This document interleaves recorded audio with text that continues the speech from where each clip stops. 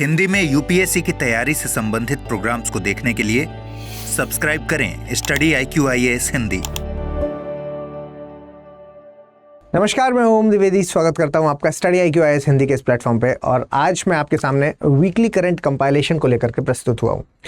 जैसा कि आप देख रहे हैं कि ये 5 से 11 अक्टूबर तक की जो खबरें हैं, मतलब इस हफ्ते की मोस्ट इंपॉर्टेंट खबरें, वो हम इस सीरीज़ के अंतर्गत लेकर के आते हैं।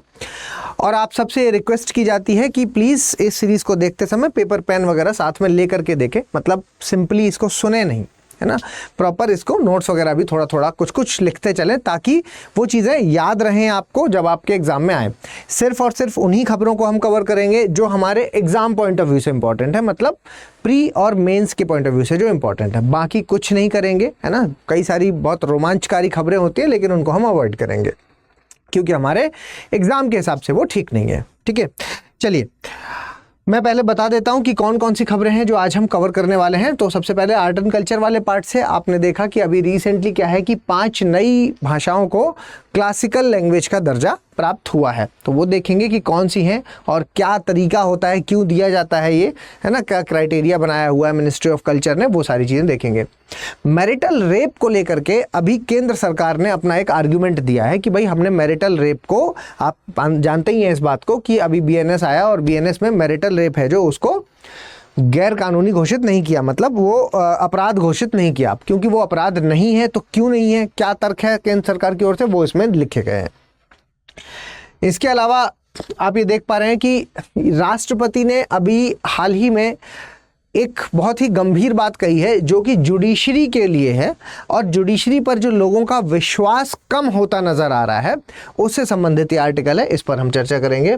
इसके अलावा देखिए ये बहुत इंपॉर्टेंट टर्म हो जाता है जब अखबारों में इस तरीके की चीज़ें निकल के आती हैं कि सर्कुलर माइग्रेशन। क्या है ये सर्कुलर माइग्रेशन?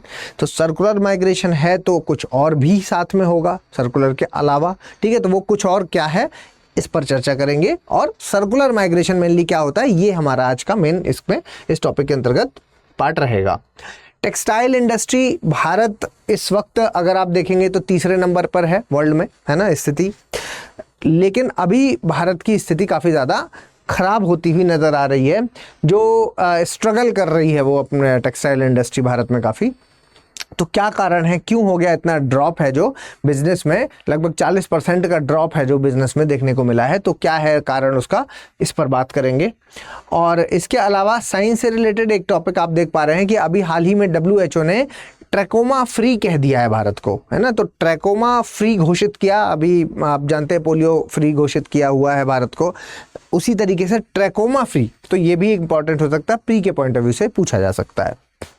इंटरनल सिक्योरिटी में एक बहुत इंपॉर्टेंट टॉपिक है जो मैंने अलग से भी डिस्कस किया है यूट्यूब में। अगर आपने वो नहीं देखा तो आज इसको ध्यान से समझ लीजिएगा क्योंकि यहाँ से आपको मेंस में क्वेश्चन देखने को मिलेगा। इस साल भी देखने को मिला, जब भी ऐसी कुछ घटनाएं होती हैं तो कुछ ना कुछ ज़रूर देखने को मिलता है। ठीक है, देखिए नक्सलवाद को लेकर के है, यहाँ पर होम मिनिस्टर ने कह दिया है कि नक्सलवाद को 2026 तक जड़ से खत्म कर देंगे, उसको लेकर के आर्टिकल है, इस पर चर्चा करेंगे। और इंडियन सोसाइटी का एक, इसको मैंने सोसाइटी वाले पार्ट में रखा है, आप चाहें तो इसको इकोनॉमी में भी डाल सकते हैं या हेल्थ में भी डाल सकते हैं, यानी कि साइंस में भी रख सकते हैं, ठीक है, क्योंकि ये मेंटल हेल्थ के बारे में बात कर रहा है। अभी हाल ही में हम लोगों ने world mental health day celebrate किया 10 अक्टूबर को, तब ये आर्टिकल आया था। ये पढ़ाई के पॉइंट ऑफ व्यू से और वैसे भी आपकी नॉर्मल लाइफ के पॉइंट ऑफ व्यू से भी ये इंपॉर्टेंट आर्टिकल हो जाता है। ठीक है, तो ये सारे आर्टिकल हैं जिन पर आज हम चर्चा करने वाले हैं। अब मैं अपनी चर्चा को आगे बढ़ाऊं इससे पहले मैं आप लोगों को एक इंपॉर्टेंट बात बता देता हूं हमारे P2I बैच के बारे में। देखिए ये हमारा P2I बैच है। P2I बैच का मतलब क्या होता है, प्री से लेकर के इंटरव्यू तक की कंप्लीट तैयारी इसमें कराई जाती है। 2025 में अगर आप करना चाहते हैं तैयारी तो हमारा फास्ट ट्रैक बैच ज्वाइन कर सकते हैं। 26 में अगर ज्वाइन करना चाहते हैं तो प्रतिज्ञा प्लस ज्वाइन कीजिए और 27 में अगर करना चाहते हैं तो लॉन्ग टर्म बैच है जो उसको ज्वाइन कीजिए। ठीक है, यहाँ पर फास्ट ट्रैक बैच का मतलब क्या हुआ कि आप, क्योंकि अब 2025 में तो कितना ही समय रह गया है ना, आपका मई में एग्जाम है, तो इतने कम समय में इस एग्जाम के लिए आपको थोड़ी सी ज़्यादा मेहनत तो करनी पड़ेगी। अब उसके लिए आपको प्रॉपर एक स्ट्रेटजी चाहिए और उस स्ट्रेटजी के बिना आप पास नहीं कर सकते। ठीक है, मैं यहाँ पर GS के बैच के बारे में बात कर रहा हूँ। तो जीएस को पूरी तरीके से तैयार करा दिया जाए, आपको इतने क्वेश्चंस करा दिए जाएं कि आपका प्री अच्छे से निकल जाए, आपको इतने क्वेश्चंस लिखा दिए जाएं कि मेंस में आपको कोई समस्या ना हो, ये हम इस बैच के अंतर्गत करेंगे। सारी फीचर्स इसमें भी इन्वॉल्व हैं, लेकिन क्योंकि ये 2026 को टारगेट कर रहा है तो ये बिल्कुल परफेक्ट समय हो जाता है। और ये हमारा P2I प्रतिज्ञा प्लस बैच है। प्रतिज्ञा प्लस का मतलब क्या हो गया? प्रतिज्ञा प्लस का मतलब है कि अगर आप प्री पास करते हैं तो उस केस में आपकी सारी फीस रिफंड कर दी जाएगी। और प्लस का मतलब हुआ यहाँ पर कि अगर आप हमारे टेस्ट में रैंक 1 लेकर के आते हैं तो 11,000 रुपये भी आपको दिए जाएंगे। और ये आपका लॉन्ग टर्म बैच है। तो सारे फीचर्स जो हैं वो इन सारे बैचेस में इन्वॉल्व हैं। तो आपको अब देर नहीं करनी, क्योंकि 11 अक्टूबर से आप देख पा रहे हैं कि क्लासेस हैं जो वो फास्ट ट्रैक बैच की और इसकी प्रतिज्ञा प्लस की 2026 वाला है जो, इसकी भी क्लासेस हैं जो वो 11 अक्टूबर से ही स्टार्ट हो रही हैं। तो इसमें जल्दी से आप एडमिशन ले लीजिए। इसकी जो फीस है 2026 वाले की फ़ीस मैं आपको बता देता हूं कि 29,999 रुपये इसकी फ़ीस अभी रखी गई। लेकिन आपको ओम लाइव कोड का इस्तेमाल, ये कोड आपको याद रखना है, क्योंकि ओम लाइव कोड है जो ओम लाइव, ठीक है, ध्यान रखिएगा इस कोड को। इस कोड में आपको जो भी फीस होगी उसका मैक्सिमम डिस्काउंट इस कोड को लगाने के बाद ही आपको मिल पाएगा, ठीक है। तो इस कोड को आप ध्यान में रखें, ठीक है। चलिए आप शुरू करते हैं अपना लेक्चर। और हमारे इस लेक्चर में सबसे पहली न्यूज़ आर्ट एंड कल्चर से ले लेते हैं। और आर्ट एंड कल्चर के इस पार्ट में आप देख पा रहे हैं कि what are India's 5 new classical language, what does the tag means. भाई 5 नई भाषाएं हैं जिनको क्लासिकल भाषा यानी कि शास्त्रीय भाषा का दर्जा अभी प्राप्त हुआ है। तो पहले अगर मैं पूछूं आपसे कि पहले कौन सी भाषाएं थी जो ऑलरेडी क्लासिकल लैंग्वेज में शामिल थी, या पहले से जिनको ये दर्जा प्राप्त है, तो वो कौन सी हैं? तो आप कहेंगे कि सर तमिल है। मैं एक सीक्वेंस लिख रहा हूँ, आप लोग इसी सीक्वेंस में इसको याद रखें, ठीक है। मैं ईयर भी बता दूंगा। देखो आप कहेंगे सर तमिल है, तमिल को ये दर्जा प्राप्त है। 2004 में तमिल को यह दर्जा प्राप्त हुआ। इसके अलावा संस्कृत है 2005। इसके अलावा कन्नड़ा है 2008 में, कन्नड़ा 2008 में यह दर्जा इनको प्राप्त हुआ। और कन्नड़ा के अलावा तेलुगु,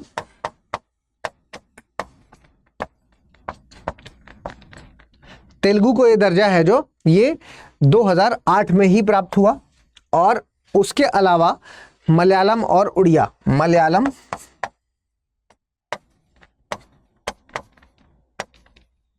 और उड़िया, मलयालम को जो है वो ये दर्जा 2013 में प्राप्त हुआ और उड़िया को 2014 में, 2014 में उड़िया को। देखिए ये मैंने सीक्वेंस इसलिए लिखा, आपको ईयर नहीं भी याद रहे तो कोई दिक्कत नहीं है, लेकिन ये सीक्वेंस जरूर याद रखिएगा। जनरली कोई भी इसको कैसे याद करता है, मतलब मैंने भी इसको ऐसे याद किया था कि साउथ इंडिया की जो 4 मेन भाषाएं हैं वो इसमें शामिल हैं, संस्कृत है, और अभी रिसेंटली क्योंकि उड़िया को मिला है तो उड़िया अपने आप ही याद हो गई, ठीक है। करंट अफेयर्स का पार्ट था ये, सबसे लेटेस्ट यही थी। लेकिन ये हमसे एक गलती हो जाती है कि हम ऐसे याद तो कर लेते हैं, लेकिन इसका सीक्वेंस है जो वो अलग तरीके। सबसे पहले तमिल है, फिर संस्कृत है, फिर कन्नड़ा, तेलुगु, मलयालम और उड़िया। तो प्लीज़ आपको ये ध्यान में रखना है, भले ही आपको ईयर ना याद रहे लेकिन ये सीक्वेंस जरूर याद रहना चाहिए, ठीक है। इसके अलावा अब क्योंकि 5 और नई भाषाएं हैं जिनको ये मिल चुका है तो उनके नाम भी आपको याद रखने हैं। तो एक हो गया आपका मराठी, पाली, प्राकृत, मराठी, पाली, प्राकृत, असमी, असमिस और असमी, और इसके अलावा आपका बंगाली, ठीक है। ये कुछ भाषाएं हैं, 5 भाषाएं हैं जो आपको याद रखनी है, इनको इसमें ऐड किया गया है, ठीक है, इसको ऐड किया गया है। देखिए पाली और प्राकृत के लिए कहा जाता है कि पाली और जो प्राकृत हैं ये भारत की जो संस्कृति है उसकी जड़ मानी जाती है। पाली और प्राकृत, ये प्रधानमंत्री की एक लाइन है। जब ये आर्टिकल आया तो उस वक्त जो प्रधानमंत्री की लाइन थी उन्होंने 2 भाषाओं के लिए बात कही है। क्या कहा उन्होंने? पाली और प्राकृत, पाली और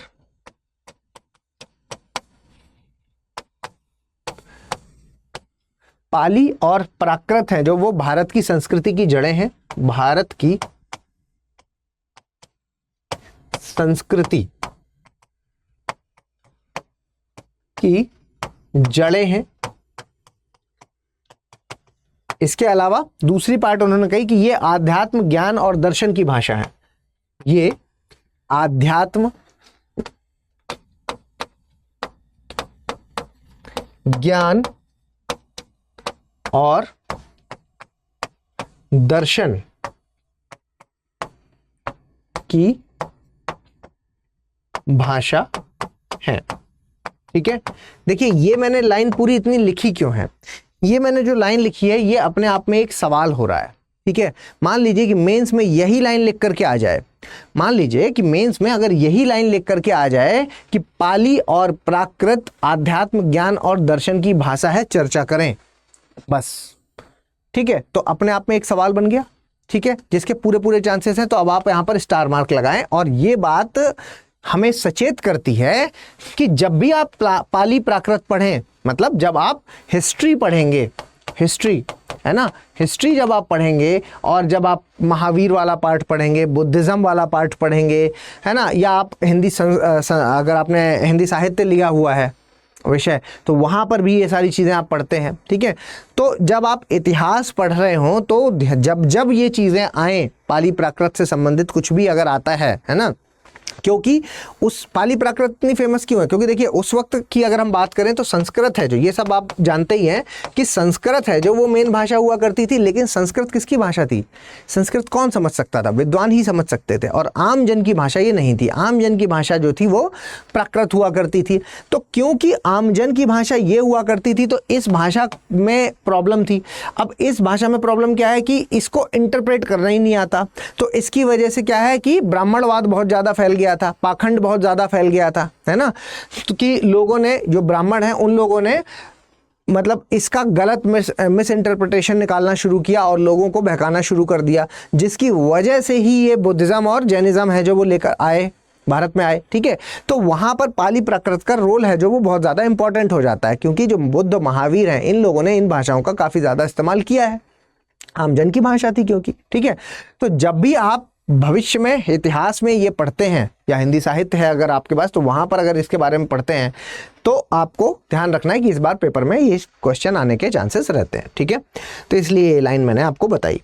आगे बढ़ते हैं बेटा, और आगे देखिए आपको जो और इस टॉपिक के हिसाब से पता होना चाहिए वो ये है कि ये देता कौन है, शास्त्रीय भाषा का दर्जा है जो वो देता कौन है। तो आप कहेंगे सर मिनिस्ट्री ऑफ कल्चर देता है ना, मिनिस्ट्री ऑफ कल्चर, संस्कृति मंत्रालय।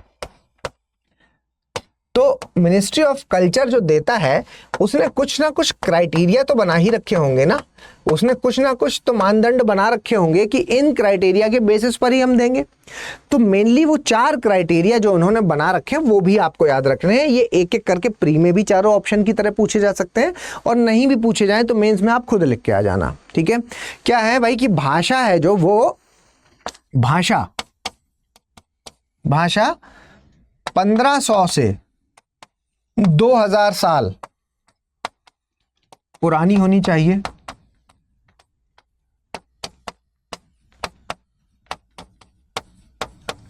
ठीक है, भाषा 1500 से 2000 साल पुरानी होनी चाहिए, एक चीज।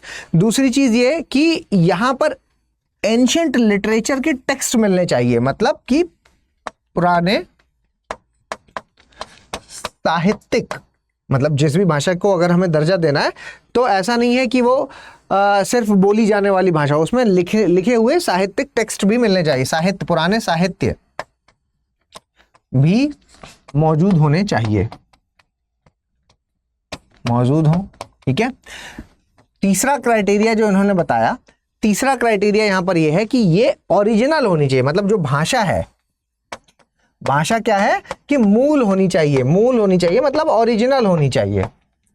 ओरिजिनल क्या है कहने का मतलब, ओरिजिनल से ऐसा ना हो कि किसी दूसरी भाषा से कुछ चीज़ें उठा ली गई हो और एक नई भाषा बना दी गई हो और फिर बाद में उसको आप शास्त्रीय भाषा का दर्जा मांग रहे हो। ठीक है, आपने देखा, देखो पिछली बार भी काफ़ी ज़्यादा ये एक्सपेक्टेड क्वेश्चन है इस बार का, क्योंकि पहले भी ये एक्सपेक्टेड था। है ना, मतलब काफ़ी लंबे समय से मराठी और बंगाली है जो ये डिमांड कर रहे थे, तो इसलिए चांसेस थे कि इस बार ये मेंस में पूछा जाएगा, लेकिन नहीं पूछा गया। तो अब इस बार पूछ लिया जाएगा क्योंकि अब तो 5 भाषाओं को मिल गया दर्जा। ठीक है, चौथा क्या है भाई? चौथा यहाँ पर जो बोल रहे हैं वो ये है कि मॉडर्न भाषा से इसकी जो भाषा है और जो इसका साहित्य है वो अलग होना चाहिए। ठीक है, जो आपकी आधुनिक भाषा है या मॉडर्न भाषा है, आधुनिक भाषा,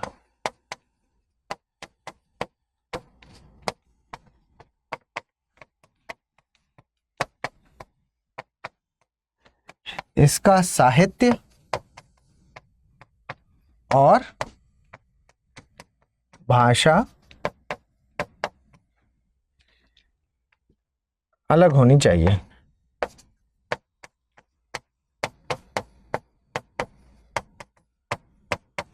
ठीक है, तो ये 4 पॉइंट हैं जो आपको याद रखने हैं कि भाई एक तो बस सिंपल फॉर्डर पॉइंट में आप ऐसे याद रख लीजिए कि भाई एक तो पुरानी होनी चाहिए, तो पुराने में कितनी पुरानी? कम से कम 2000 साल पुरानी होनी चाहिए, 1500 से 2000 साल। ठीक है, उसके अलावा ऐसा ना हो कि सिर्फ बोली जाने वाली है, पुराने साहित्य भी मौजूद होने चाहिए, मूल ओरिजिनल, ये अपनी ऐसा ना हो कि कहीं दूसरी भाषा से उठाए हुए शब्द हों, प्रॉपर ओरिजिनल होनी चाहिए। ठीक है, और इसके अलावा आधुनिक भाषा जो अभी इस वक्त जो चल रही है, मतलब क्योंकि आप जानते हैं कि भाषा में क्या परिवर्तन बहुत होते हैं। ठीक है, तो अभी जो आधुनिक भाषा जो चल रही है उससे अगर हम कंपेयर करें तो यहाँ पर इनका जो साहित्य है और इसमें जो भाषा बोली जा रही है उससे ये मतलब मूल वाली जो भाषा है वो अलग होनी चाहिए, है ना। ऐसा ना हो कि थोड़ा सा अंग्रेजी का मिक्सचर आ गया, थोड़ा सा हिंदी का मिक्सचर आ गया और मिला करके एक भाषा अभी जो चल रही है उसी को दे दिया। नहीं, अगर आप साहित्य लैंग्वेज देंगे तो प्रॉपर वो ऐसी भाषा होनी चाहिए जो प्योर हो, ओरिजिनल हो। ठीक है, तो ये चीज़ यहाँ पर 4 क्राइटेरिया आपको याद रखने हैं। ठीक है, चलिए पॉलिटी में आते हैं और पॉलिटी में unpacking the centres affidavit on the marital rape. Marital rape को लेकर के यहाँ पर चर्चा है। मैरिटल रेप आप समझते हैं, मैरिटल रेप जैसे ही मैंने ये शब्द बोला तो आपके दिमाग में क्या आना चाहिए? आपके दिमाग में एक बात आनी चाहिए कि भाई मैरिज हो चुकी है ना। देखो, रेप आप समझते हैं बलात्कार के बारे में, लेकिन हमारे समाज में ऐसी चीज़ें भी चल रही हैं जिसमें आप कह सकते हैं कि शादी होने के बाद भी पति के द्वारा पत्नी का बलात्कार किया जाता है। शादी हो चुकी है, आप कहेंगे कि सर शादी में मतलब सेक्सुअल इंटीमेशन तो एक इनहेरिटेड पार्ट है। मतलब जब शादी होती है तो सेक्सुअली कपल है जो वो सेक्सुअली जुड़ेगा, ये तो जग जाहिर है। तो इसमें कैसे माना जाए कि ये रेप है या ये रेप नहीं है? यही एक सवाल है। ठीक है, यही एक प्रॉब्लम है, यही एक सवाल है। अब बात यह है कि एक तबका कहता है कि रेप है, नो मीन्स नो, है ना। ये आपने सुन ही रखा होगा कि नो मीन्स नो, कोई भी हो, कैसा भी हो, अगर वो मना कर रहा है और अगर वो मतलब मर्जी नहीं है तब तक आप अगर जबरन सेक्सुअल इंटीमेशन करते हैं तो वो एक तरह से क्या गलत है। ठीक है, किसी भी एंगल से वो गलत माना जाता है, जो कि सही बात भी है। लेकिन ये जो एक मामला है जिसमें हम कहते हैं कि शादी होने के बाद अगर कभी ऐसा कुछ होता है तो उसको भी रेप की कैटेगरी में रखा जाना चाहिए। तो एक तबका कहता है रेप की कैटेगरी में इसे रखा जाना चाहिए और एक तबका कहता है कि नहीं, इसमें ज़रूरत नहीं है रखने की। और ना के पीछे का जो तर्क है वो बड़ा सिंपल तर्क है। ये है भाई सिंपल तर्क कि ये बहुत ही ज़्यादा प्राइवेट मैटर है। क्या है कि ये बहुत ही ज़्यादा प्राइवेट मैटर है और इतने प्राइवेट मैटर में ये पता कर पाना कि ये जो सेक्सुअल इंटीमेशन हुआ है, जो कि विवाह की एक बुनियादी डिमांड है, और वो जो हुआ है वो मर्जी से हुआ है या जबरन हुआ है, ये पता कर पाना बहुत मुश्किल है। इस आधार पर इसको अगर हम मैरिटल रेप की कैटेगरी बना देंगे तो मतलब अपराध बना देंगे मैरिटल रेप को, तो उससे क्या होगा कि झूठे आरोप बहुत ज़्यादा लगने शुरू हो जाएंगे। ठीक है, तो दोनों तर्क आपको समझ में आए। चलिए मैरिटल रेप के बारे में समझते हैं। मैरिटल रेप, देखो मैरिटल रेप आप ये मान के चलिए कि मैंने यहाँ पर जो सिंपल सी बात जो मैंने कहा कि वो कि अपनी वाइफ के साथ, अपनी पत्नी के साथ, और जैसे ही मैं यहाँ पर पत्नी कह रहा हूं तो मैं ये बात कह रहा हूं कि ये पत्नी 18 से ज़्यादा, क्योंकि 18 प्लस नहीं है अगर वो, तब तो फिर वो शादी ही गलत हो गई, है ना। वो बाल विवाह कैटेगरी में आ गई, जो कि गैर कानूनी है, ठीक है, तो वो तो शादी ही गलत हो गई। तो यहाँ पत्नी अगर कहा गया तो 18 साल से उम्र उसकी बड़ी है, ठीक है। तो अपनी पत्नी के साथ किया गया यौन शोषण, ठीक है, इसको हम मैरिटल रेप कह रहे हैं। तो ये लाइन आप याद रखिएगा, तो बोलचाल की भाषा में आप समझ जाएंगे कि किस बारे में बात हो रही है, ठीक है। अब आगे बढ़ते हैं और आगे आप ये समझिए कि जब आपको अभी शायद मैंने वीकली में भी ये चीज़ ली थी कि जब बीएनएस आया था, ठीक है, जब बीएनएस आया था तब भी मैंने आपको ये बात बताई थी कि सरकार ने आईपीसी की धारा, मैरिटल रेप आज कोई नया शब्द तो है नहीं, आईपीसी में अगर हम बात करते हैं, आईपीसी की धारा 375 ये किसके साथ डील करती थी? ये रेप के साथ डील करती थी। और इसमें एक एक्सेप्शन हुआ करता था, इसमें एक अपवाद हुआ करता था, अपवाद नंबर 2। ये अपवाद नंबर 2 जो था ये डील करता था मैरिटल रेप के साथ, मैरिटल रेप, ठीक है, मैरिटल रेप के साथ ये जो अपवाद नंबर 2 है। तो जब आईपीसी खत्म हुआ और बीएनएस बना, भारतीय न्याय संहिता आया, तो उम्मीद थी कि बहुत सारे बदलाव होंगे, जो कि सच में हुए। और इतने बदलाव में इसके लिए भी उम्मीद थी कि भाई इसको भी अब रेप की कैटेगरी में डाला जाएगा, लेकिन सरकार ने ऐसा नहीं किया। और यहाँ पर जो धारा 375 थी, वैसे ही अब आपको जो याद रखना है वो है धारा 63। धारा 63 किसके साथ डील कर रही है? धारा 63 रेप के साथ डील करती है, रेप के साथ डील करती है। और इसका अपवाद नंबर 2 है, जो अपवाद नंबर 2 ये किसके साथ डील करता है? ये इसी मैरिटल रेप के साथ डील करता है, ठीक है, मैरिटल रेप के साथ डील करता है। तो ये वाला पार्ट अब आप याद रखेंगे कि भाई सरकार ने बीएनएस लेकर के आए, लेकिन इसमें कोई बदलाव नहीं किया। उन्होंने रेप को तो अपराध माना ही है धारा 63 के तहत, लेकिन वहां पर एक अपवाद डाल दिया है, धारा अपवाद नंबर 2, जो कि मैरिटल रेप के साथ डील करता है, ठीक है। आगे बढ़ते हैं और यहाँ पर सरकार के कुछ तर्क के बारे में बात करते हैं कि भाई ऐसा क्यों, क्योंकि इसको अपवाद में क्यों रखा। तो सरकार यहाँ पर, या केंद्र सरकार है जो, उसने यहाँ पर कुछ तर्क दिए उन्होंने। क्योंकि देखो, इसको जनरली ये माना जाता है कि आर्टिकल 21 के अगेंस्ट है, आर्टिकल 14 के अगेंस्ट है, ठीक है, आर्टिकल 14 और आर्टिकल 21 के अगेंस्ट माना जाता है इसको, है ना।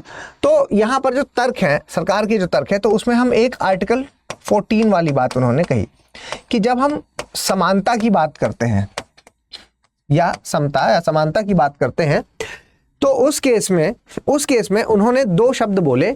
उन्होंने कहा देखो, मैरिड और अनमैरिड वुमेन है जो, है ना, इनको हम एक समान नहीं रख सकते। यहां पर इन्होंने कहा कि शादीशुदा महिला और गैर शादीशुदा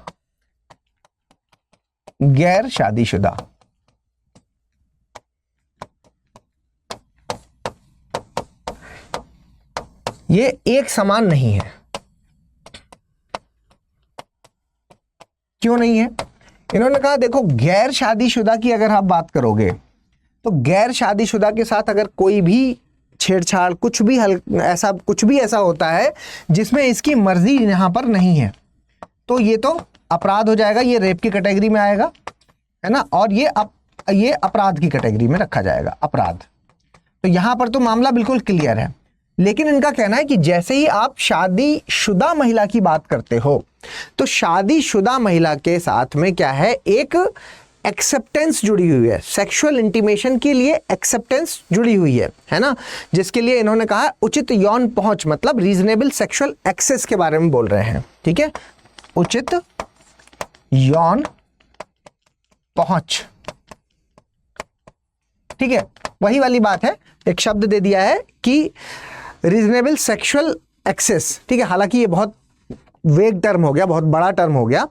उचित यौन पहुंच को लेकर के क्या है, मैं कहने का मतलब ये है कि जब किसी की शादी होती है तो देखो, ये चीज मानी जाती है कि ये लोग सेक्सुअली मतलब आपस में जुड़ेंगे।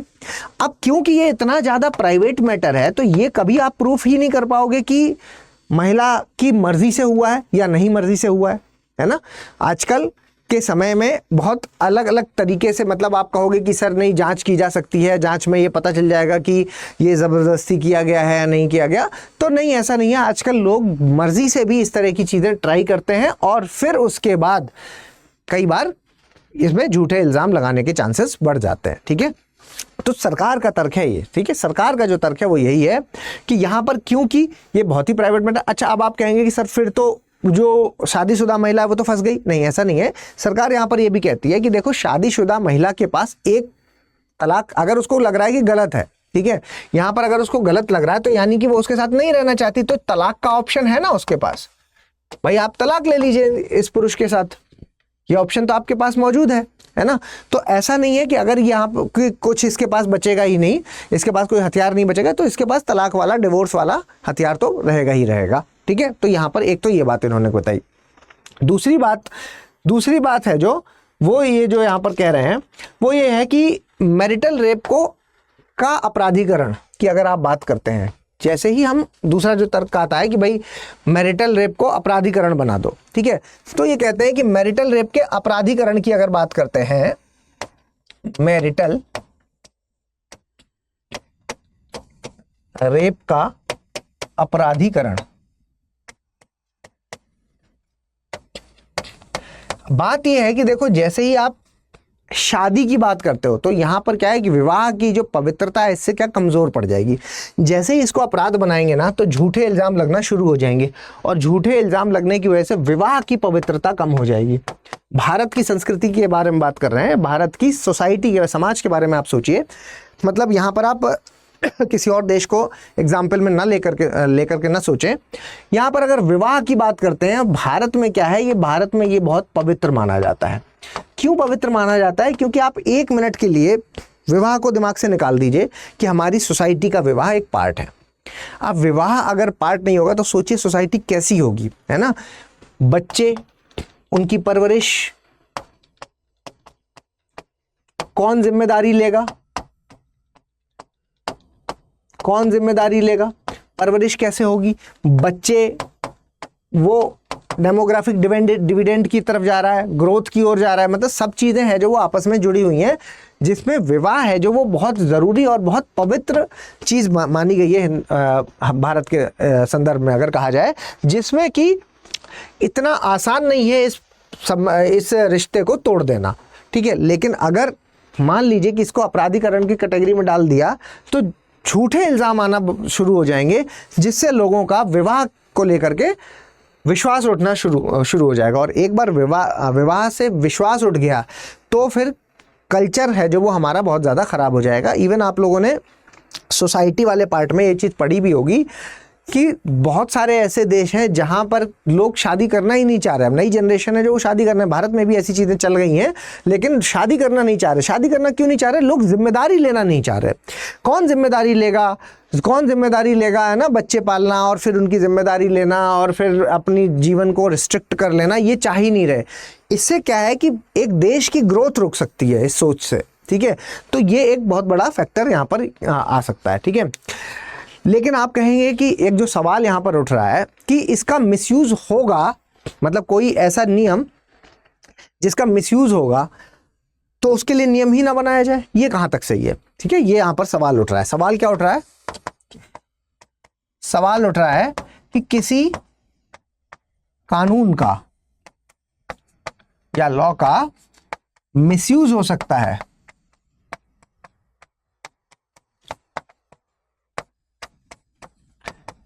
इसलिए कानून ही ना बनाया जाए।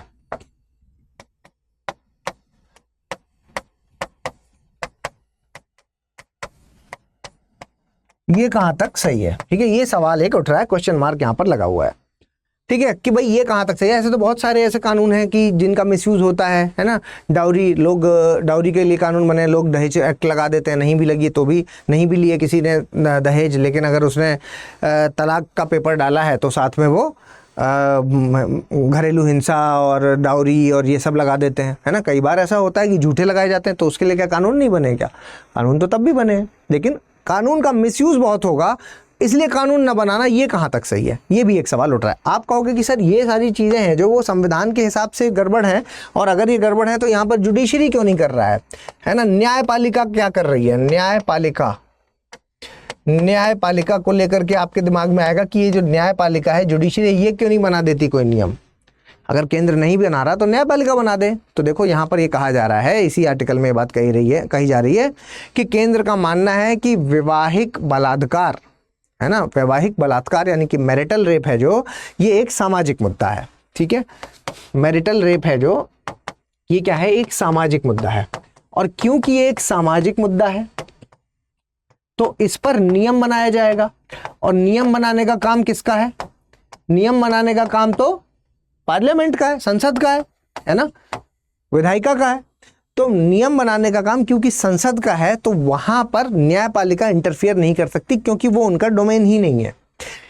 अब आप कहेंगे कि सर कर ही नहीं सकती तो फिर ये क्या करेगी इस मामले में, कुछ मतलब न्यायपालिका बिल्कुल क्या हाथ बंधे हुए हैं उसके, नहीं, ऐसा नहीं है। अगर हम उसकी बात करते हैं तो न्यायपालिका ये चेक कर सकती है कि संविधान में एक चीज लिखी गई है जिसका नाम है बीएनएस का की धारा नंबर 63, इसकी संवैधानिकता को चेक कर सकती है। न्यायपालिका क्या कर सकती है, इसकी संवैधानिकता, ठीक है, इसकी संवैधानिकता को चेक कर सकती है, कॉन्स्टिट्यूशनैलिटी को इसकी चेक किया जा सकता है कि क्या इसका जो बेसिस है आर्टिकल 21 और 14, ये जो कहा जाता है कि आर्टिकल 21 और 14 के अगेंस्ट है ये, तो ये क्या सच में आर्टिकल 14 और 21 के अगेंस्ट है या नहीं है, ये चीज चेक कर सकती है, बस और कुछ नहीं। ठीक है, तो ये चीज इसमें कही जा रही है। समझ में आया? तो ये आर्टिकल है जो काफी ज्यादा इंपॉर्टेंट हो जाता है। मैरिटल रेप एक बहुत ही संवेदनशील मुद्दा है, मेंस में क्वेश्चन आने के यहां से चांसेस बनते हैं। ठीक है, चलिए आगे देखते हैं। The growing course of litigation in India. देखिए यहां पर क्या है कि राष्ट्रपति द्रौपदी मुर्मू को लेकर के हाईलाइट किया गया है और कहा जा रहा है कि हमारी जो राष्ट्रपति हैं उन्होंने एक बहुत ही इंपॉर्टेंट बात कही है और उन्होंने जो ध्यान केंद्रित किया है वो क्या है, जुडिशियल डिले के ऊपर। ठीक है, प्रेसिडेंट ने जुडिशियल डिले, समझते हैं आप इस बात को, जुडिशियल डिले क्या है ये जुडिशियल डिले बेटा?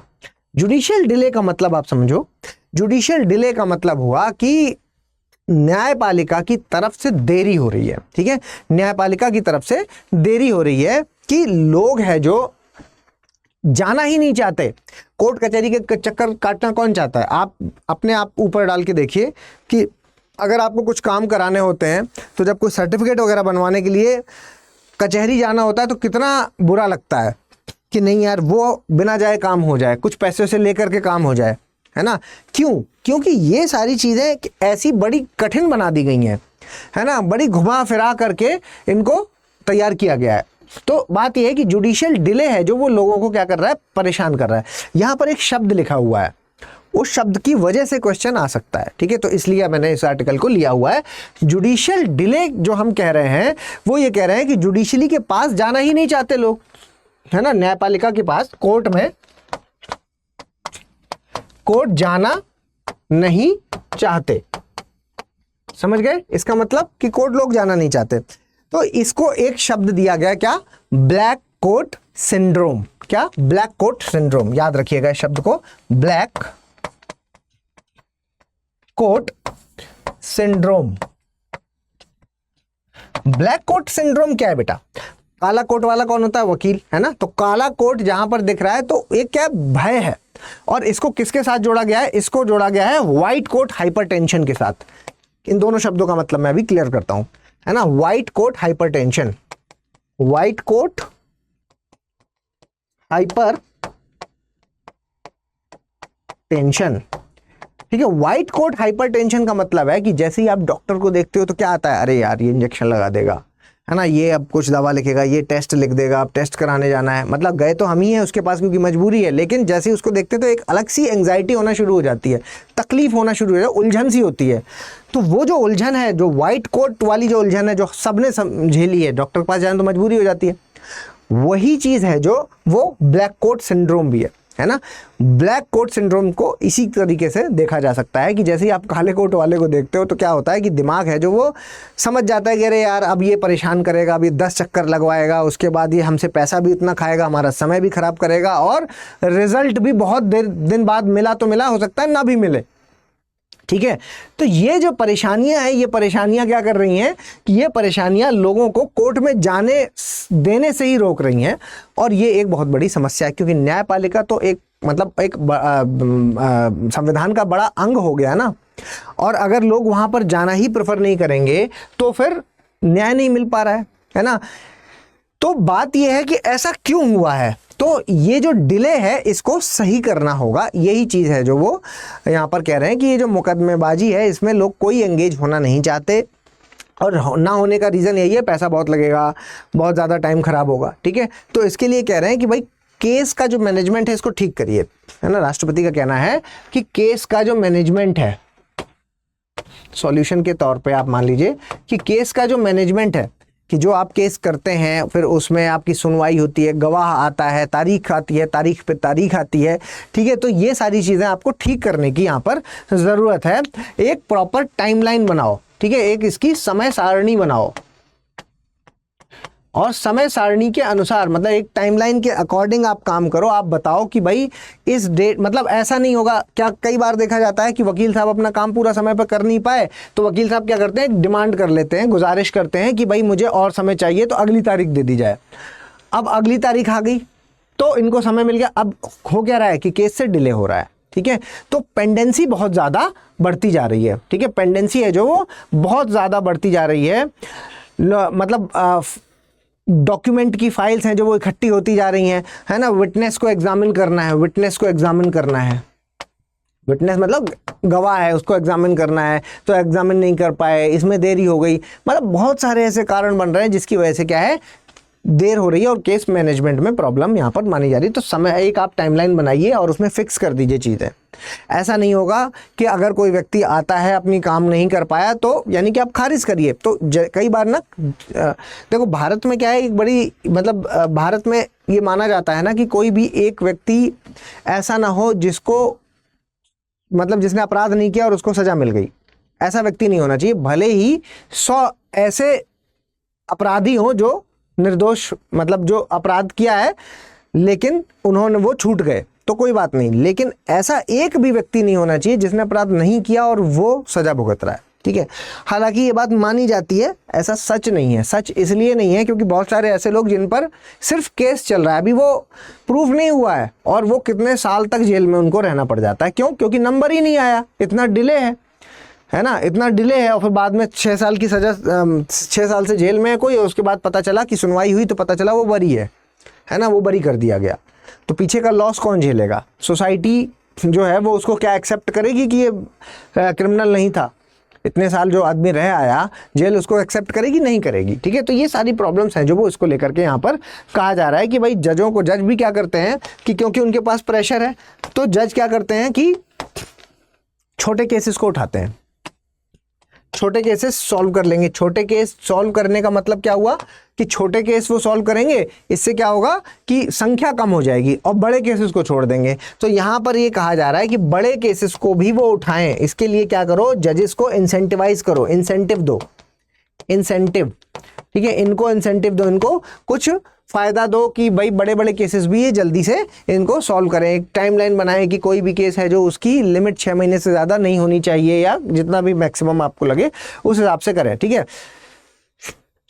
कई बार ऐसा देखा गया है कि कोई स्टे लेकर के आ जाता है, अब किसी चीज़ में उसको स्टे मिल गया है ना, मान लीजिए कि घर गिराया जा रहा था और वो गया फटाफट कोर्ट से स्टे लेकर के आ गया। स्टे ऑर्डर का मतलब ये नहीं है कि केस पूरा हो गया, सॉल्व हो गया। स्टे ऑर्डर का मतलब है फिर कुछ समय के लिए इसको रोक दो ताकि इसको ठीक से जांचा जा सके। लेकिन हमारे यहाँ पर क्या हो गया है कि कोई एंट्रीम ऑर्डर लेकर के आ गया है ना, गवाह नहीं आया, गवाही देने के लिए गवाह ही नहीं आया मान लीजिए। इन छोटी छोटी चीज़ों को क्या मान लिया गया है, विन से जोड़ दिया गया, विक्ट्री से जोड़ दिया गया है, जीत से जोड़ दिया गया है। क्यों? क्योंकि हमारे यहाँ क्या है, एक बार आप स्टे लेके आ जाओ तो फिर अगली बार क्या होगा कि अगली बार नंबर ही नहीं आएगा। आपने स्टे लिया कितने दिन का? 2 महीने का। है ना, ये व्यक्ति मान लीजिए कि 2 महीने का स्टे लेकर के आ गया कि मेरा घर है जो वो गिराया जा रहा था, इस पर स्टे ऑर्डर चाहिए, तो स्टे ऑर्डर आ गया, घर नहीं गिराया गया 2 महीने के लिए। लेकिन ये खुश क्यों है?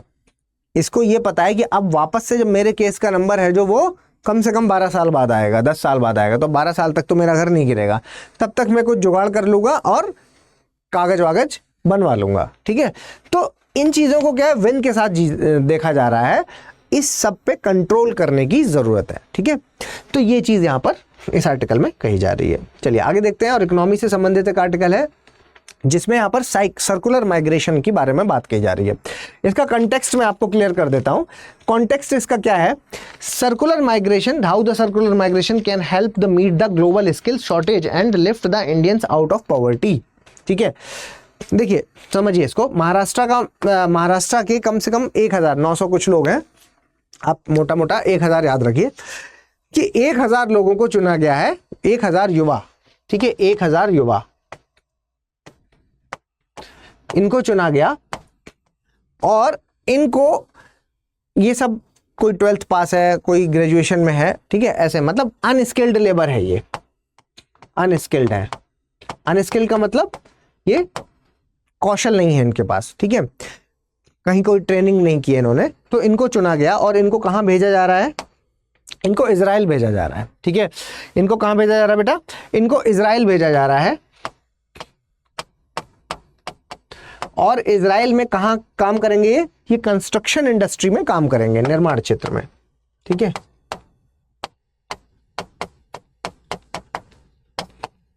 ये इन कंस्ट्रक्शन इंडस्ट्री में काम करेंगे। और कंस्ट्रक्शन इंडस्ट्री में ऐसे समझिए, ये कंस्ट्रक्शन इंडस्ट्री में काम करेंगे।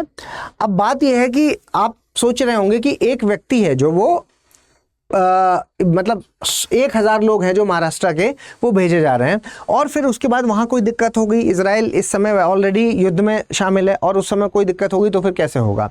बात यह है कि ऐसा नहीं है कि कोई दिक्कत होगी, क्योंकि एक एग्रीमेंट है जो वो साइन किया गया है। एग्रीमेंट का नाम है जो वो है लेबर मोबिलिटी एग्रीमेंट, श्रम गतिशीलता समझौता। श्रम गतिशीलता समझौता।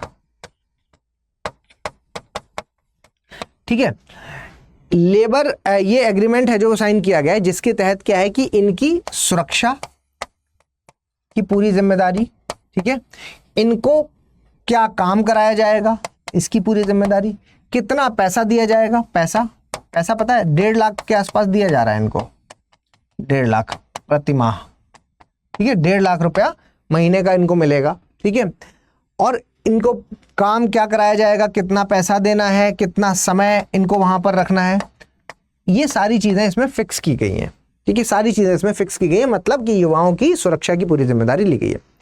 तो ये तो एक खबर हो गई। क्या ये पूछेगा हमारे कोर्स से कोई संबंधित है? नहीं। लेकिन मामला क्या है कि यहां पर एक शब्द लिखा हुआ है सर्कुलर माइग्रेशन। तो पहले तो मैं माइग्रेशन का मतलब सुनाऊं, प्रवास। माइग्रेशन का मतलब होता है कि कोई व्यक्ति एक जगह से दूसरी जगह अगर शिफ्ट हो जाता है, तो एक दो तरीके हो सकते हैं शिफ्ट होने के। एक तो वो परमानेंटली शिफ्ट हो जाए, और एक होता है कि वो कुछ समय के लिए शिफ्ट होता है। ठीक है, तो जैसे ही हम कहते हैं कि कुछ लोग हैं जो भारत से यूएस जा रहे हैं, यूरोप जा रहे हैं, ये सब लोग हैं जो ये जनरली इन देशों में जो जाते हैं वो परमानेंट के चक्कर में जाते हैं कि परमानेंटली शिफ्ट हो जाएंगे। ठीक है, और यहाँ पैसे भी बहुत लगते हैं, तो नॉर्मल आदमी तो नहीं, लेकिन हाँ थोड़े बहुत पैसे हैं जिसके पास, वो चला जाता है। और वो अगर शिफ्ट हो रहा है तो इसके लिए एक शब्द है ब्रेन ड्रेन। Brain drain. ठीक है, ये हमारे लिए फायदा है या नुकसान है? ये हमारे लिए नुकसान है। क्यों? क्योंकि ये परमानेंटली शिफ्ट हो रहा है। ठीक है, ये परमानेंटली शिफ्ट हो रहा है।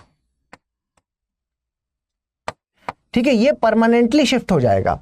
और ये कैसा व्यक्ति है अगर परमानेंटली वहां पर शिफ्ट हो पा रहा है? तो ये भारत का स्किल्ड पर्सन है ना। मान लीजिए किसी सॉफ्टवेयर कंपनी में कौशल है इसके पास, स्किल्ड पर्सन है, और भारत का एक स्किल्ड पर्सन यूएस में जाकर के सेट हो गया परमानेंटली, वहीं पे उसने परमानेंट जो वो होती है नागरिकता है वो उसने वहां पर ले ली। ठीक है, तो भारत का यहां से सीखा पढ़ा सब कुछ यहां पर किया, लेकिन उसके बाद गया वहां, तो भारत में तो उसने योगदान ही नहीं दिया, तो ये भारत का तो बड़ा नुकसान हो गया। इसको हम ब्रेन ड्रेन कहते हैं। ठीक है, ब्रेन ड्रेन। भारत नहीं चाहता कि ऐसा कुछ हो कि हमारे यहाँ से स्किल्ड पर्सन वहां पर शिफ्ट हो जाए परमानेंटली। ठीक है, ऐसा नहीं चाहता। और ये हो गया ब्रेन ड्रेन। तो इसी का जो दूसरा माइग्रेशन का एक और तरीका है वो है circular migration. Circular migration, circular migration, circular migration पूछा जा सकता है ना। चक्रीय प्रवासन, चक्रीय प्रवासन,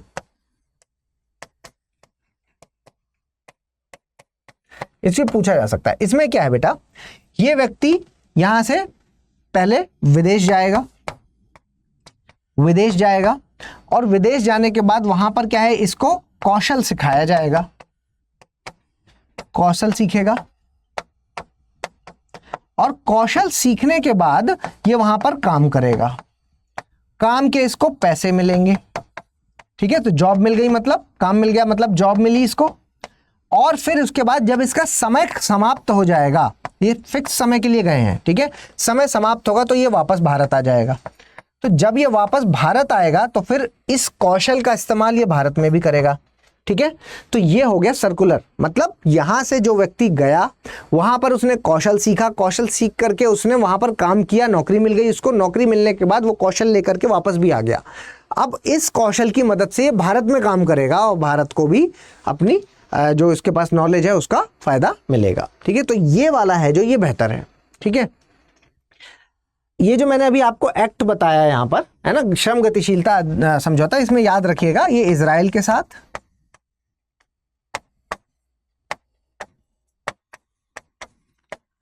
जापान के साथ और इजराइल के साथ, जापान के साथ और जर्मनी के साथ,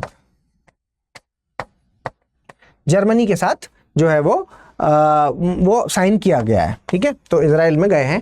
देखो आप, बहुत सारे देशों की एक और बड़ी प्रॉब्लम है, इससे फायदे आप समझिए। एक बड़ी प्रॉब्लम है बहुत सारे देशों की कि वहां पर क्या है, युवा जनसंख्या नहीं है।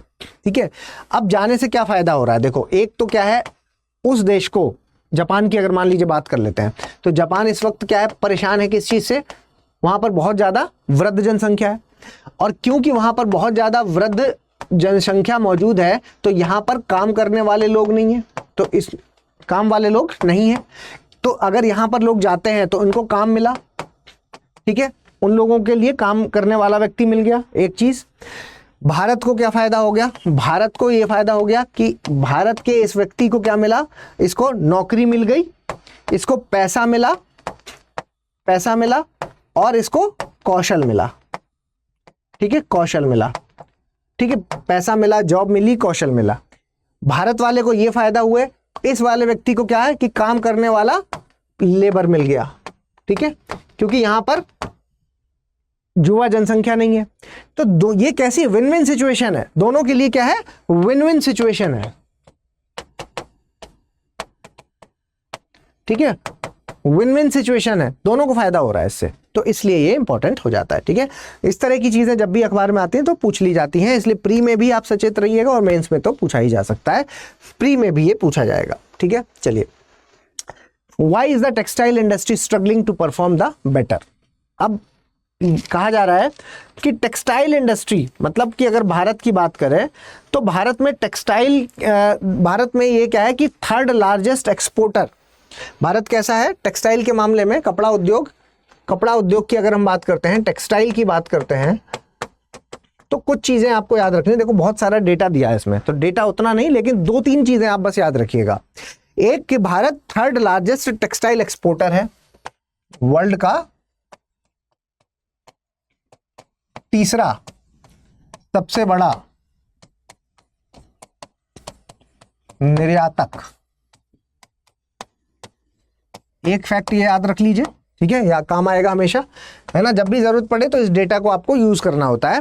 ठीक है, जीडीपी में इसका कंट्रीब्यूशन, इस सेक्टर की बात करें कि टेक्सटाइल सेक्टर है जो वो हमारे जीडीपी में कितना कंट्रीब्यूट कर रहा है, जीडीपी में 2.3% का कंट्रीब्यूशन देता है ना, इसकी भागीदारी है, जो योगदान है, जो योगदान वो कितना है, 2.3% का योगदान है जीडीपी में। और सबसे इंपॉर्टेंट है कि ये जो टेक्सटाइल सेक्टर है ये भारत के 10 करोड़ लोगों को रोजगार देता है, रोजगार। ठीक है, ये 3 फैक्ट आप बस याद रखिए और इनको अलग अलग जगह पे डाल दीजिए। ठीक है, बात क्या है कि 10 करोड़ लोगों को रोजगार दे रहा है, वहां तक तो ठीक है, लेकिन उसके आगे की अगर आप बात करते हैं तो 80% जो क्षमता है इसमें जो 80% लोग हैं, 80% क्षमता है जो पूरे टेक्सटाइल सेक्टर की अगर बात करते हैं तो टेक्सटाइल सेक्टर का 80% अगर आप देखेंगे तो कहां से जुड़ा हुआ है, एमएसएमई से जुड़ा हुआ है। 80% एमएसएमई। अब आप समझ गए होंगे कि जैसे ही एमएसएमई बोला तो मतलब माइक्रो स्मॉल मीडियम एंटरप्राइज का मतलब ही हुआ यहां पर कि ये कैसा सेक्टर है, ये जॉब इंटेंसिव सेक्टर है, जॉब इंटेंसिव है ना, ये जॉब इंटेंसिव सेक्टर है क्योंकि यहां पर नौकरी गहन सेक्टर है ये, और यहां पर ज्यादा जॉब्स मिलती हैं, और अगर यहां पर प्रॉब्लम्स आएंगी तो फिर बहुत सारी दिक्कत आ जाएगी। तो इस वजह से इसको हमेशा आगे बढ़ने के लिए मतलब यहां पर मतलब आप कह सकते हैं कि इसको ग्रोथ होना बहुत ज्यादा इसकी जरूरी है। ठीक है, इसकी ग्रोथ होना जरूरी है क्योंकि ये जॉब इंटेंसिव सेक्टर है भाई। अगर ये स्लो डाउन पड़ जाएगा तो फिर लोगों की नौकरियां नहीं मिलेंगी, नौकरी नहीं मिलेगी तो फिर अलग तरह की प्रॉब्लम, बेरोजगारी बढ़ जाएगी भारत में। ठीक है, अब प्रॉब्लम की अगर हम बात करें तो प्रॉब्लम यही है कि इस वक्त है जो ये स्लो डाउन चल रहा है इस इंडस्ट्री का। ठीक है, डिमांड है जो वो अब क्योंकि भारत बाहर भेज रहा है और डिमांड बाहर से आ नहीं रही है, तो अगर अभी की बात करें कि अभी क्या चल रहा है तो अभी आप कहेंगे कि सर स्लो डाउन चल रहा है। ठीक है, स्लो डाउन चल रहा है, डिमांड नहीं आ पा रही बाहर से। स्थिति यहां तक है कि पिछले 2 साल की आर्टिकल बता रहा है कि पिछले 2 सालों में तमिलनाडु की 500 मिलें, 500 मिल बंद हो गई। ठीक है, बंद हो गई ये स्थिति है। और तमिलनाडु का एग्जाम्पल क्यों लिया जा रहा है, क्योंकि कपड़ा उद्योग के मामले में सबसे ज्यादा जो कताई क्षमता है, ठीक है, मैक्सिमम लार्जेस्ट जो कताई क्षमता है वो कहां की है, याद रखिएगा, तमिलनाडु की है। ठीक है, तो वो तमिलनाडु की, इसलिए तमिलनाडु का एग्जाम्पल दे रहा है। तो आपसे अगर कारण पूछा जाए तो क्या हो गया भाई विश्व में, क्यों नहीं आ रही डिमांड, तो आप कहेंगे सर एक तो ये भी बड़ा कारण है कि विश्व में बहुत सारी जगहों पर क्या हो रहा है, युद्ध वाले हिसाब किताब बना हुआ है, वो लोग युद्ध में एंगेज्ड हैं। पूरा मिडिल ईस्ट को देख लीजिए, है ना, ये युद्ध वाला जियोपॉलिटिकली आप कहेंगे कि सर युद्ध में इन्वॉल्व है। भू राजनीतिक हिसाब किताब, अगर भू राजनीतिकरण के हिसाब से देखें तो युद्ध चल रहा है। अब वहां पर इस चीज की डिमांड है जो वो, क्योंकि पैसा है जो वो दूसरी जगहों पर खर्च हो रहा है, तो इसकी डिमांड है जो वो कम हो रही है। दूसरी चीज ये भी है कि रॉ मटेरियल महंगा हो रहा है। ठीक है, रॉ मटेरियल का जो कीमत है, जो कच्चे माल की कीमत है, कच्चे माल की कीमत,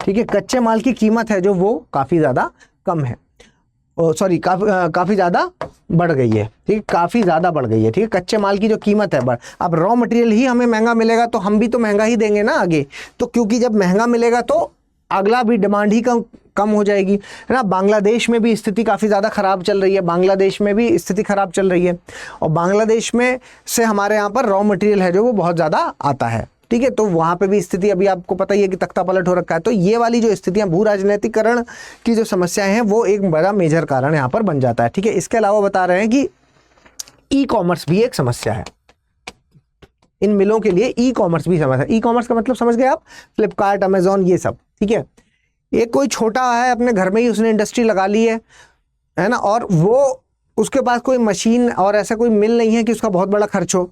ठीक है, वो रेडी है, सीधे फ्लिपकार्ट से उसने कांटेक्ट कर लिया और वो डायरेक्टली कपड़े हैं जो वो बहुत कम दामों पे दे रहा है। अब आप मान के चलिए कि एक व्यक्ति है जो मिल में बना रहा है तो उसके बहुत सारे खर्चे होंगे, लेकिन एक घर में बना रहा है तो उसके कम खर्चे हैं, तो वो सस्ते में दे रहा है। तो ई कॉमर्स है जो ये एक बहुत बड़ा चैलेंज बन गया है। फ्लिपकार्ट, अमेजोन, मिंत्रा, ठीक है, ये सारे हैं जो ये काफी ज्यादा प्रॉब्लम क्रिएट कर रहे हैं इस इंडस्ट्री के लिए। ठीक है, तो ये सारी चीजें कही जा रही हैं। बाकी आप सॉल्यूशन के तौर पर आप जानते हैं सॉल्यूशन क्या हो सकता है। एक तो टेक्नोलॉजी इसका सॉल्यूशन हो सकती है, टेक्नोलॉजी के माध्यम से इसका सॉल्यूशन लाया जा सकता है, और जो लेबर है उसको उसकी स्किल में स्किल को एनहेंस करने की ज़रूरत है, स्किल एनहेंसमेंट की ज़रूरत है, स्किल बढ़ाने की ज़रूरत है। ठीक है, कौशल को बढ़ाने की ज़रूरत है, और टेक्नोलॉजी है जो उसकी मदद से भी ये सॉल्यूशन लाया जा सकता है। ठीक है, चलिए आगे बढ़ते हैं। और जैसा कि मैंने आपको बता ही दिया कि हमारा बैच है जो 29,999 में आपको होम लाइव कोड के इस्तेमाल से मिल जाएगा। 11 तारीख से क्लासेस, यानी कि आज शाम को 6 बजे से क्लासेस हैं जो मतलब इसमें स्टार्ट हो चुकी है। चलिए साइंस एंड टेक वाले पोर्शन में देखते हैं। और साइंस टेक में India has eliminated the trachoma says the WHO। Trachoma क्या है बेटा? ये प्री के लिए पूछा जा सकता है, ट्रैकोमा। ठीक है, ट्रैकोमा एक आंखों की बीमारी है बेसिकली। ठीक है, ध्यान रखिएगा, एक आंखों की बीमारी है और जिससे कि हमें मतलब अब मुक्ति मिल गई है। WHO ने ये बात कह दी है कि भारत है जो ट्रैकोमा फ्री हो गया है। साउथ ईस्ट एशिया की पूरे की बात करेंगे, पूरे साउथ ईस्ट एशिया में भारत है जो वो 3rd कंट्री है, 3रे नंबर का देश बन गया है। पहला कौन है? नेपाल है, और दूसरा कौन है? म्यांमार है। ठीक है, तो ये फैक्ट भी याद रख लेना कि ट्रैकोमा फ्री में 3rd नंबर पे भारत है, नेपाल और म्यांमार है जो वो पहले और दूसरे नंबर पर आते हैं। ठीक है, अब ये होता किससे है? तो ये होता है एक बैक्टीरिया से। क्या नाम है इस बैक्टीरिया का? बैक्टीरिया का नाम क्या है बेटा? बैक्टीरिया का नाम है क्लामाइडिया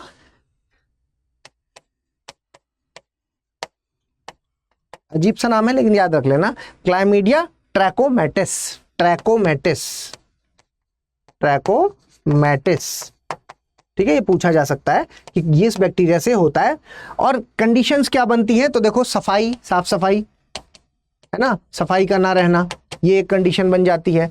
आंखों से निकलने वाला एक जो तरल है, आंख से नाक से जो मक्खियां भी इसके लिए एक बहुत बड़ा कारक बनती हैं कि एक जगह से दूसरी जगह जाती हैं। और वो मतलब होता क्या है इसमें, आंखों में पहले रैशेस आ जाएंगे, फिर क्या सूजन आ जाएगी, सूजन आने के बाद फिर पानी निकलना शुरू हो जाएगा और धीमे धीमे धीमे करके आंखों का विजन कमज़ोर पड़ जाता है। तो विजन है जो वो कमज़ोर हो जाता है, तो फिर उसकी वजह से फिर धीमे धीमे फिर अंधापन आ जाता है।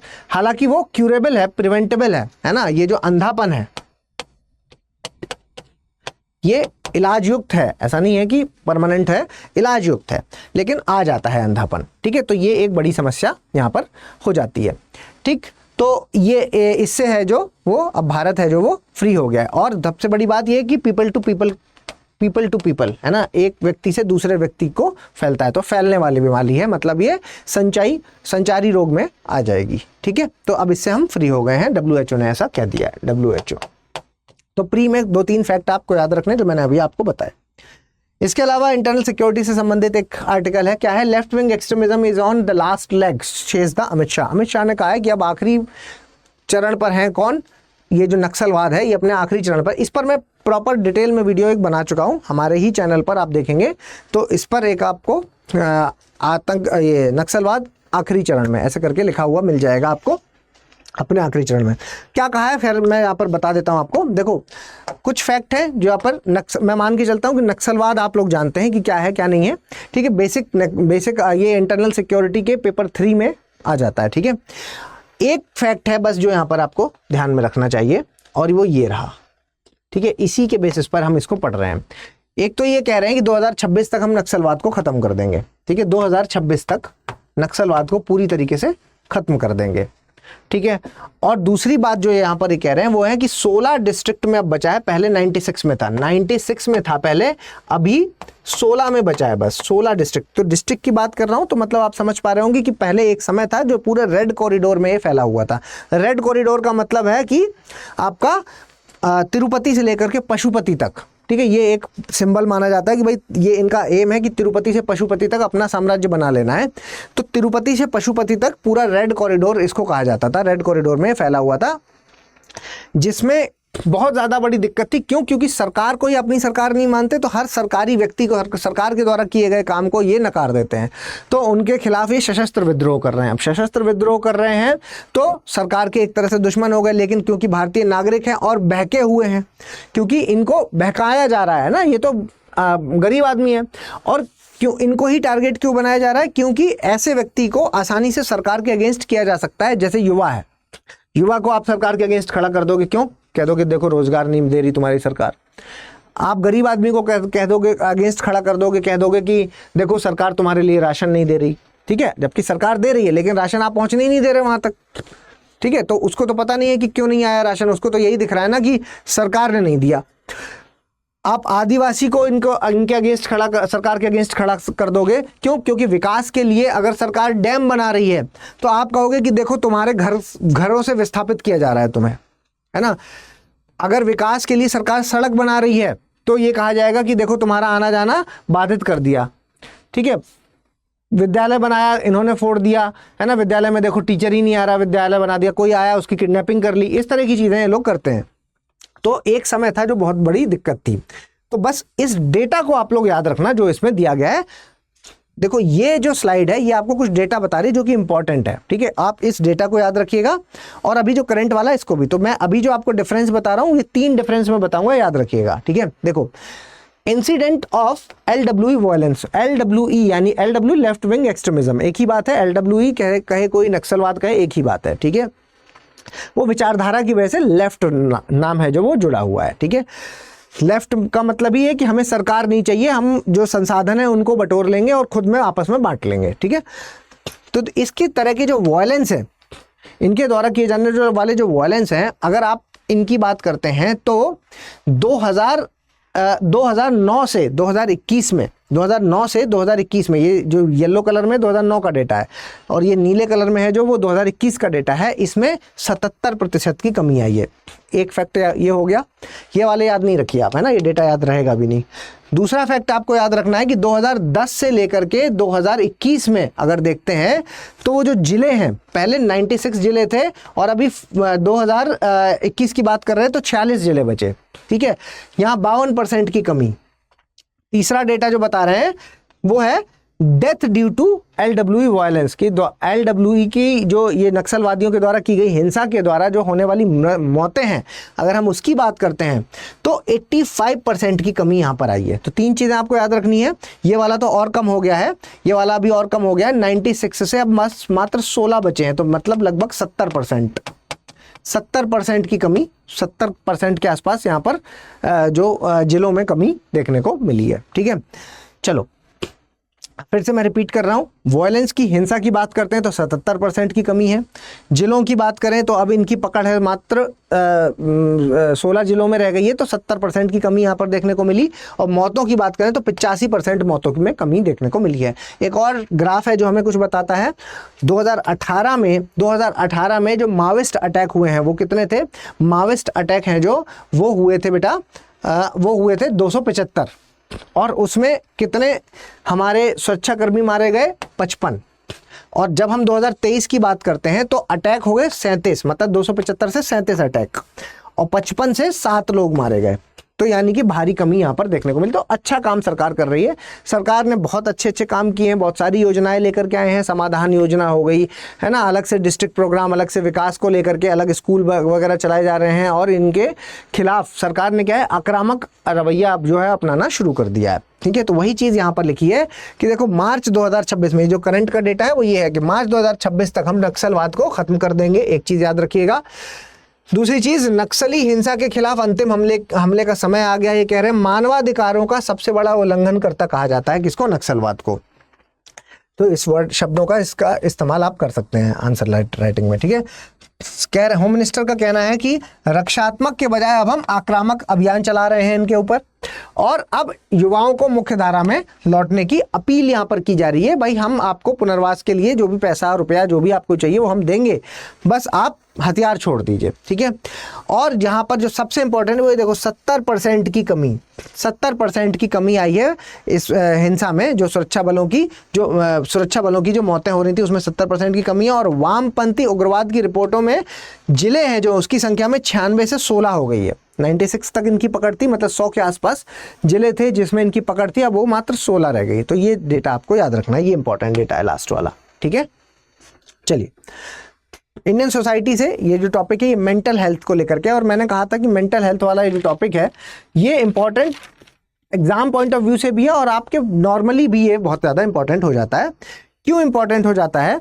ये किस लिहाज से इंपॉर्टेंट हो जाता है? ये इस लिहाज से इंपॉर्टेंट हो जाता है कि बेटा मेंटल हेल्थ एक बहुत बड़ा बहुत बड़ा एक इशू बन गया है आजकल के समय में। ये सब के लिए, आप जो तैयारी करने वाले हैं उनके लिए भी ये देख रहे हैं, आप देखते होंगे बहुत सारे सुसाइड के केसेस सामने आ रहे हैं।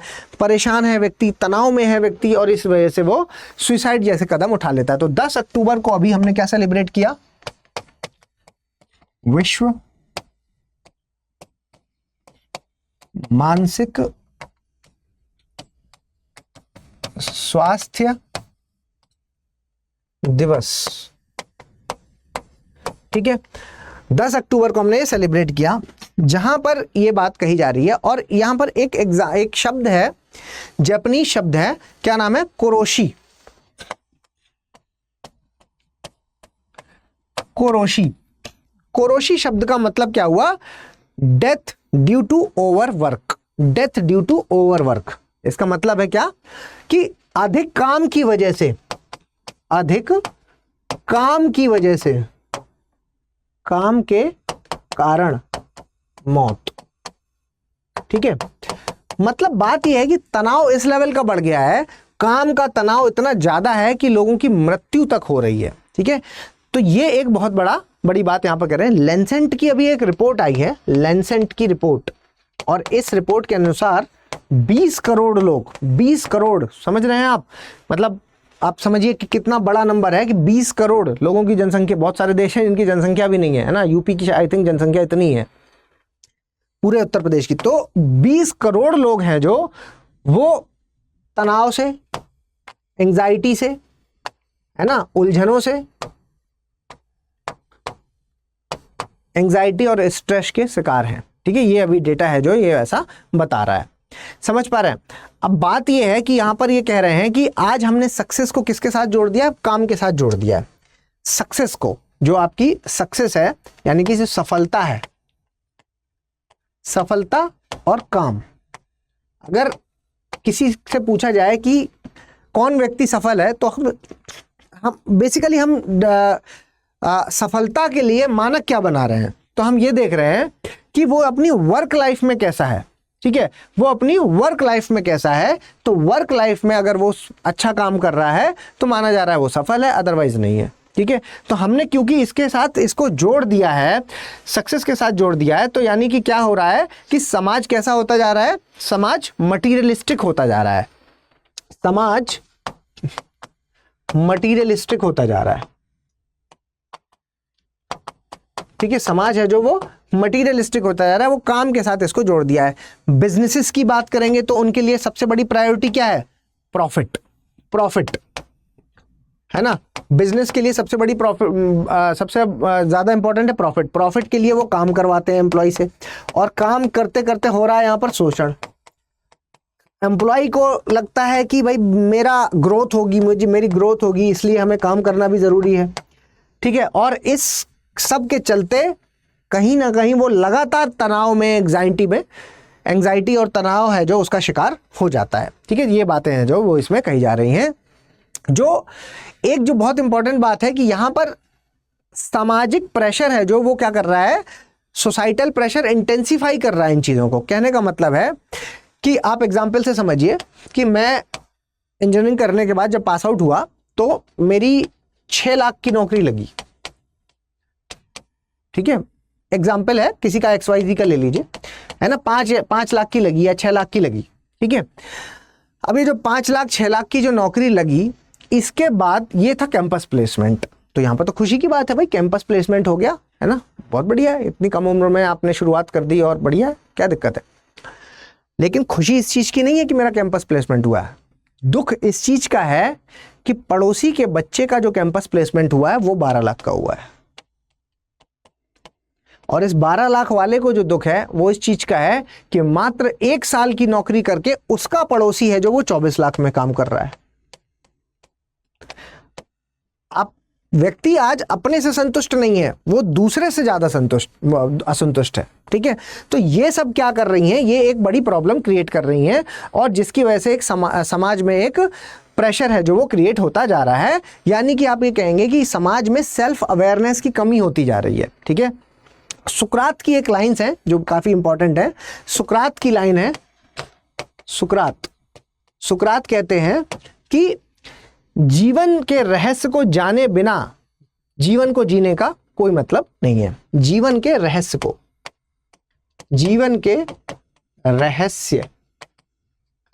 को जाने बिना जीने का कोई अर्थ नहीं।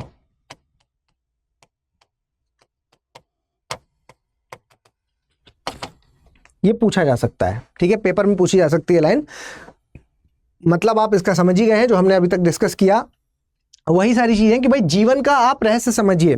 Ultimate aim is happiness.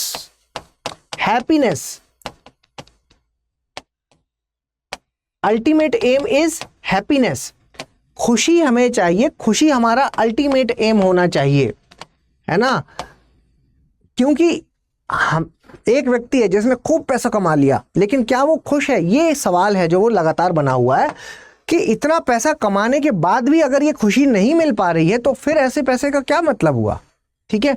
तो ये यहाँ पर है जो कि काम के साथ, तो वर्क प्रेशर है जो उसको मैनेज करना बहुत ज़्यादा ज़रूरी है। यहाँ पर सबको ध्यान देने की ज़रूरत है, एम्प्लॉय और एम्प्लॉयर दोनों को यहाँ पर ध्यान देने की ज़रूरत है, ठीक है। इसलिए यहाँ पर अर्बन लिविंग को भी जोड़ा जाता है। अर्बन लिविंग के साथ ये जो तनाव का कारण है, ये अर्बन लिविंग भी एक बड़ा कारण है कि मेरे पास आज मारुति की कोई गाड़ी है, मुझे हुंडई की चाहिए, हुंडई की हो जाएगी तो मर्सिडीज चाहिए, मर्सिडीज जब हो जाएगी तो और बड़ी चाहिए, और बड़ी हो जाएगी तो और बड़ी चाहिए। तो बात यह है कि ये एक रेस है जो सब उसी रेस में लगे हुए हैं और लगातार सब लोग एक रेस में लग गए हैं, जिसकी वजह से ये एक हैबिट का पार्ट हो गया और लोगों को पता ही नहीं है कि हो क्या रहा है। ये एक समस्या है, समझ गए आप। एक और लाइन में आपको बताता हूं, मैक्स वेबर की लाइन है। मैक्स वेबर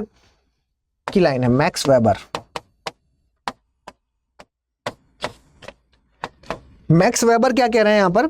सक्सेस सिर्फ प्रोफेशनल कैपेबिलिटीज के साइन नहीं है, बल्कि मोरल ग्रोथ भी है, मोरल वर्थ भी है, ठीक है। सक्सेस, सफलता, अगर कोई सफलता है तो वो प्रोफेशनल कैपेबिलिटीज के साइन नहीं है, मतलब प्रोफेशनल क्षमता। मतलब अगर कोई सक्सेस है, सक्सेसफुल है, सफल है, तो इसका मतलब ये नहीं कि वो प्रोफेशनली सफल है, वो मोरल भी है, नैतिकता के भी साइन है। मतलब प्रोफेशनल क्षमता के तो साइन है ही है। साइन का मतलब कि ये इसके चिन्ह है कि हाँ ये आदमी प्रोफेशनली बहुत अच्छा है, लेकिन साथ में नैतिकता के भी साइन है, नैतिक भी है। ये यही चीज है जो ये क्या कर रही है? सफलता मतलब काम, क्योंकि प्रोफेशन शब्द जुड़ा है तो मतलब काम के साथ जोड़ दिया। ये अल्टीमेटली क्या कर रहा है कि वर्कलोड को ग्लोरीफाई किया जा रहा है, यहां पर वर्कलोड को बढ़ावा दिया जा रहा है, ग्लोरीफाई किया जा रहा है। तो वर्कलोड को लोग इस लाइन की वजह से, एक बात इस आर्टिकल में कही जा रही कि इन सब कारणों की वजह से क्या है कि लोग इस रेस में लग गए हैं कि अच्छा अगर हम अच्छे काम करेंगे तो मतलब हम नैतिक भी हैं, है ना। तो ये सब चीज़ें कोटेशन वगैरह लगा करके दिख दी जाती हैं और इन सब चीज़ों का यूज़ करके कंपनीज क्या कर रही हैं? शोषण कर रही हैं एम्प्लॉयज़ का। तो यहाँ पर इन सब के चलते एक मेंटल हेल्थ की प्रॉब्लम बनती जा रही है, जो कि सॉल्यूशन लाना बहुत ज़रूरी है। अगर इसका सॉल्यूशन अभी नहीं आया तो बड़े लेवल पर मानसिक विकार है जो वो आ जाएगा लोगों के अंदर, है ना। बहुत तरह की अलग अलग तरह की बीमारियां हैं जो वो लोगों के अंदर समाहित हो जाएंगी, ठीक है। तो इसको चाहे तो साइंस में रख लीजिए, चाहे तो सोसाइटी में रख लीजिए, चाहे तो इथिक्स में रख लीजिए, चाहे तो फिलॉसफी में रख लीजिए, हर तरीके से ये आर्टिकल इंपॉर्टेंट हो जाता है, ठीक है। तो ये सारी चीज़ें थी जो मुझे आपके साथ डिस्कस करनी थी। ओम द्विवेदी स्टडी IQ ये मेरा टेलीग्राम का चैनल है, इस पर ये मैं PDF भेज दूंगा। आप लोग फटाफट इस चैनल को ज्वाइन कर लें और कोई भी कोर्स अगर आपको स्टडी IQ में लेना है तो ओम लाइव कोड का इस्तेमाल करें ताकि आप सबसे कम दामों में उस कोर्स को परचेज कर पाएँ। धन्यवाद। हिंदी में UPSC की तैयारी से संबंधित प्रोग्राम्स को देखने के लिए सब्सक्राइब करें स्टडी IQ IAS हिंदी।